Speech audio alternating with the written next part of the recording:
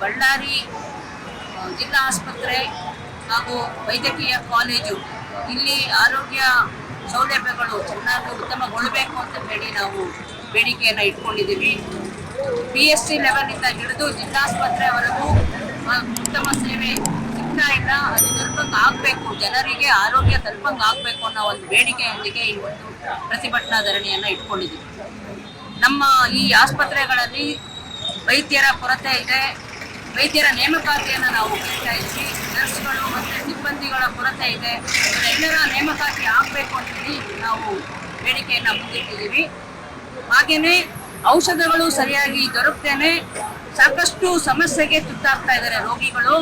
Even ಅವರಿಗೆ registration ಸಹ ಸರಿಯಾಗಿ ಆಗ್ತಾ ಇಲ್ಲ. ಅಲ್ಲಿ ಸರ್ವರ್ ಸಮಸ್ಯೆ ಆಗ್ತಾ ಇರೋದ್ರಿಂದ ರೋಗಿಗಳು ಗಂಟೆಗಳ ಗಟ್ಟಲೆ ಕ್ಯೂ ನಿಂತ್ಕೊಳ್ಬೇಕಾಗ್ತಾ ಇದೆ. ಈ ಸಮಸ್ಯೆಯನ್ನು ಸಹ ಪರಿಹರಿಸಬೇಕು ಅಂತ ಒಂದು ಬೇಡಿಕೆಯೊಂದಿಗೆ ಈ ಒಂದು ಪ್ರತಿಭಟನಾ ಧರಣಿಯನ್ನು ಹಮ್ಮಿಕೊಂಡಿದ್ದೀವಿ. ಒಟ್ಟಾರೆ ಎಲ್ಲರಿಗೂ ಗೊತ್ತಿರೋ ಹಾಗೇನೆ ಕರ್ನಾಟಕ ರಾಜ್ಯದಲ್ಲಿ 3,350 ಬಾಣಂತಿಯರು ಹಸು ನೀಗಿದ್ದಾರೆ. ಸರಿಯಾಗಿರುವಂತಹ ಔಷಧೋಪಚಾರಗಳಾಗಲಿ, ವೈದ್ಯರ ಗಮನ ಆಗಲಿ, ಆಸ್ಪತ್ರೆಗಳ ಸಮಸ್ಯೆಗಳಿಂದಾಗಿ ಬಾಣಂತಿಯರು ಹಸು ನೀಗಿದ್ದಾರೆ. ಮತ್ತೆ ನವಜಾತ ಶಿಶುಗಳು ಹಸು ನೀಗಿವೆ. ಇದರ ವಿರುದ್ಧ ನಮ್ಮ ಹೋರಾಟನ ನಾವು ಘೋಷಿಸಿದ್ದೀವಿ. ಒಟ್ಟಾರೆ ಆರೋಗ್ಯದ ಬಡ್ಜೆಟ್ ಹೆಚ್ಚಿಸಬೇಕು ಸರ್ಕಾರಗಳು. ಹಾಗೇನೆ ಉತ್ತಮ ಸೇವೆ ದೊರಕೋ ರೀತಿಯಲ್ಲಿ ನೀತಿಗಳನ್ನ ತಗೊಳ್ಬೇಕು ಅಂತ ಹೇಳಿ ನಾವು ಆಗ್ರಹಿಸ್ತಾ ಇದ್ದೀವಿ.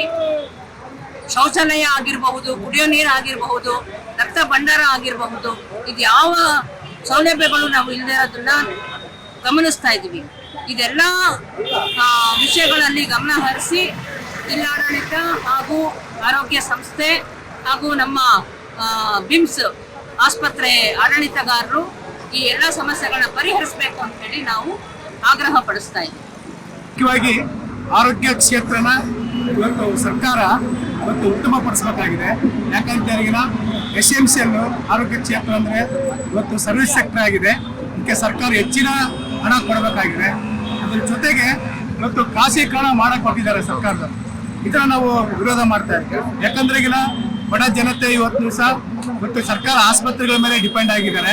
ಇವತ್ತು ಅದನ್ನು ಉತ್ತಮಪಡಿಸಬೇಕಾಗಿದೆ.